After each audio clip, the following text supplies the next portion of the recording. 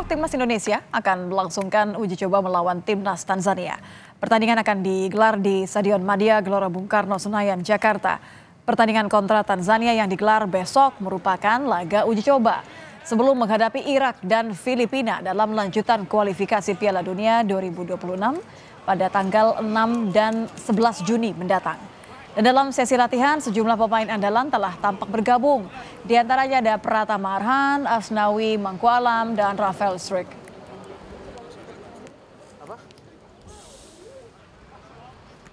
Ya, dalam latihan terlihat juga ada Kelvin Verdonk, pemain yang saat ini masih menjalani proses naturalisasi.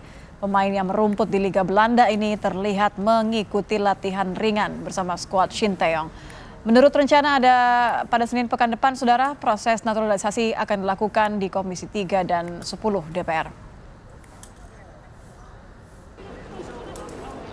Sementara itu pelatih Shin Tae-yong mengatakan dalam laga persahabatan melawan Tanzania besok akan menjadi tolak ukur sekaligus bahan evaluasi sebelum menghadapi Irak dan Filipina dalam lanjutan kualifikasi Piala Dunia 2026. Shin Tae-yong juga menegaskan kemenangan melawan Tanzania tidak menjadi prioritas skuad Garuda.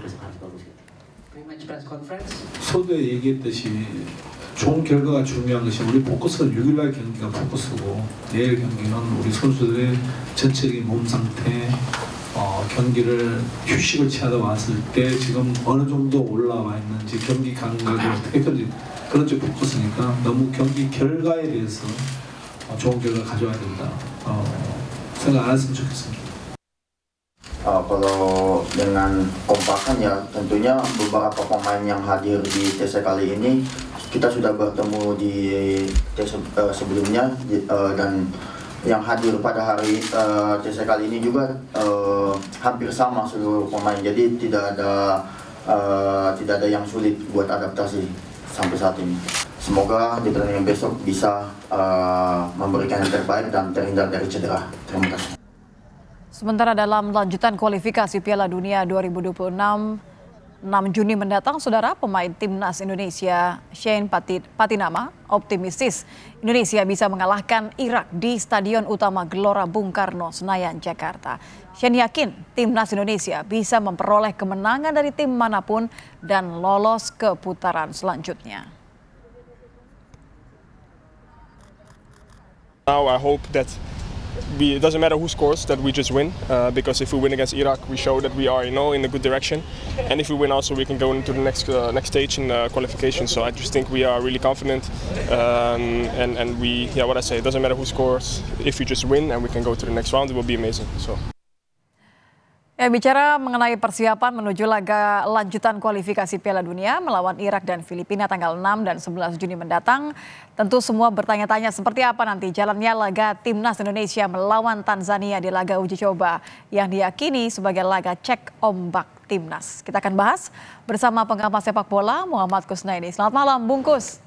Selamat malam, Lydia. Nah, ini rapi jalinya Bungkus sih saya anggap sebagai pertanda bahwa nampaknya persiapan kita juga cukup matang ya. Kan sebenarnya PSSI ketika sengaja memilih Tanzania, kita bisa lihat bahwa ini benar-benar sebagai persiapan cek ombak laga kualifikasi Piala Dunia nanti.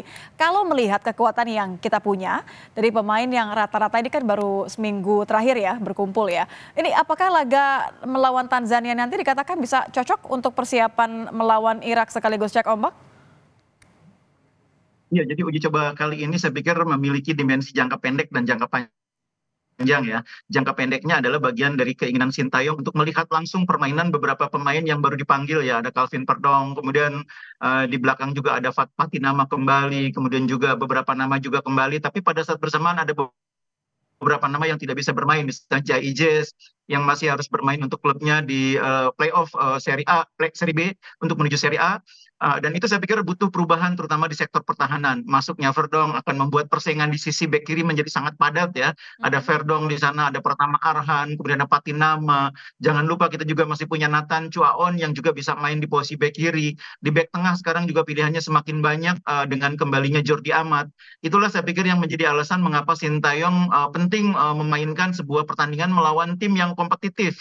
Karena Tanzania ini meskipun di Afrika bukan tim utama ya, di bawah Mesir, di bawah Aljazair, di bawah Tapi kan di atas kita tetap ya. Ya, tapi di atas kita peringkatnya. Jadi memang laga ini kompetitif untuk dimensi jangka pendek. Dimensi jangka panjangnya, Sintayong juga mulai berpikir kalau nanti kita lolos dari kualifikasi di zona Asia dan harus berhadapan dengan wakil dari Afrika lagi, seperti di kelompok usia di bawahnya 23. Pengalaman itu pernah dialami oleh timnas kelompok usia 23. Sintayong tidak mau kita kaget karena bertemu dengan tipe lawan yang berbeda. Jadi ini ada dimensi jangka panjang, meskipun itu masih sangat panjang perjalanannya, tapi jauh-jauh hari sudah disiapkan. Kita pernah menghadapi tim dari Afrika, jadi pemain nanti tidak akan kaget. Jadi saya pikir itu dua dimensi yang diharapkan dari laga ini. Oke, kalau kita bicara tadi Tanzania rankingnya tetap di atas timnas Indonesia, kira-kira di line up nanti akan ada kejutan nggak? Karena kan nggak mungkin kalau semua pemain andalannya ini dimainkan. Ya, dengan mengubah status pertandingan dari pertandingan yang mendapatkan poin jadi hanya pertandingan yang statusnya adalah training match, itu jelas Sintayong ingin melakukan perubahan. Jelas akan banyak eksperimen dan pemain-pemain yang belum pernah dimainkan pasti akan dimainkan di laga ini. Itu saya pikir perubahan status itu menggambarkan keinginan Sintayong untuk melakukan itu. Nah, menarik untuk melihat bagaimana kombinasi di lini pertahanan, misalnya nanti ketika tidak ada Jai Ijes, tapi kembali Jordi Amat, apakah Justin yang akan menjadi bagian dari trio di belakang bersama dengan Rizky Ridho, atau justru Sandy Walsh yang akan dimainkan sebagai bagian dari trio, apakah Calvin Verdong akan menjadi alternatif utama, apakah Patinama, itu hal-hal yang pasti akan diuji coba dalam pertandingan besok. Sintayong juga saya pikir akan mencoba memainkan Malik Rizaldi sebagai alternatif, karena Malik ini pemain yang banyak mendapatkan support dari para supporter agar diberi kesempatan, dan Sintayong akhirnya membuka ruang bagi dia untuk bergabung sesudah Malik tampil di final Liga 1. Ya, ini baru saja selesai berarti ya dari permainan kemarin. Kalau yang menarik ketika Sintayong mengatakan ini targetnya bukan skor, tapi uji coba fisik supaya bisa lawan Irak katakanlah 90 menit penuh ini akan maksimal. Artinya Anda juga melihat bahwa laga nanti melawan Tanzania juga jadi ajang utak-atik uji strateginya Sintayong ya. Kalau menurut Anda apa kemungkinan besar strategi yang akan paling teruji untuk digunakan tidak hanya melawan Tanzania tapi juga bisa dipakai melawan Irak? Iya, kita sudah melihat bagaimana kuatnya Irak ya di pertandingan pertama, dan Sintayong mengakui bahwa Irak adalah lawan yang sulit. Karena itu dia ingin melakukan sejumlah eksperimen memaksimalkan daya dobrak kita. Karena target Sintayong dan saya pikir harapan masyarakat Indonesia di laga ini kita bisa menang ya. Kita tidak perlu menunggu sampai laga terakhir untuk mendapatkan 3 poin. Kita kan hanya butuh 3 poin dari 2 laga. Nah, kalau bisa dapatkannya di laga pertama tentu lebih baik. Nah, karena itulah Sintayong saya pikir akan mencoba meramu formasi yang lebih ofensif dengan materi pemain yang ada, tapi pada saat bersamaan pertahanan tidak berkurang kekuatannya dengan masuknya lagi Jordi Amat, dengan adanya Verdong, dengan adanya Patinama. Ini diharapkan bisa lebih kuat pertahanan. Tapi bagaimana ramuannya untuk membuat lini depan lebih produktif? Karena itulah titik lemah kita selama beberapa pertandingan sebelumnya ya. Yang menarik tadi Anda katakan bahwa ya kalau bisa dapat poinnya ketika melawan Irak, ambil saja kesempatannya ya, nggak perlu nunggu Filipina. Tapi Anda melihat ini besar kemungkinan ya, mengingat Indonesia kan cuma butuh 1 kali kemenangan ya, tapi melawan Irak ini kan ya tidak semudah melawan Filipina. Betul, Irak ini kan salah satu tim di Asia yang pernah main di Piala Dunia ya, dan ini artinya level mereka cukup tinggi. Dan untuk itu memang yang paling realistis adalah meraih poin, tidak kalah tapi meraih poin. Tapi menurut saya hal yang juga tidak mustahil untuk mendapatkan kemenangan kalau melihat bagaimana tren permainan kita yang semakin membaik di 2 laga terakhir ketika melawan Vietnam. Dan itu saya pikir yang membuat para pemain sangat optimistis, sangat percaya diri. Kalau mereka memang tim ini lengkap, sebetulnya memang tim ini cukup kuat. Hanya beberapa posisi yang masih agak lemah, tapi secara keseluruhan tim ini sudah cukup kuat. Oke. Jadi kalau untuk mempersiapkan pastinya ya, tidak hanya melawan Tanzania sebagai cek ombak yang cukup baik begitu, apa yang harus dipersiapkan tidak boleh tidak untuk memastikan bahwa ya 1 kemenangan ini atau 3 poin ini benar-benar ada di tangan?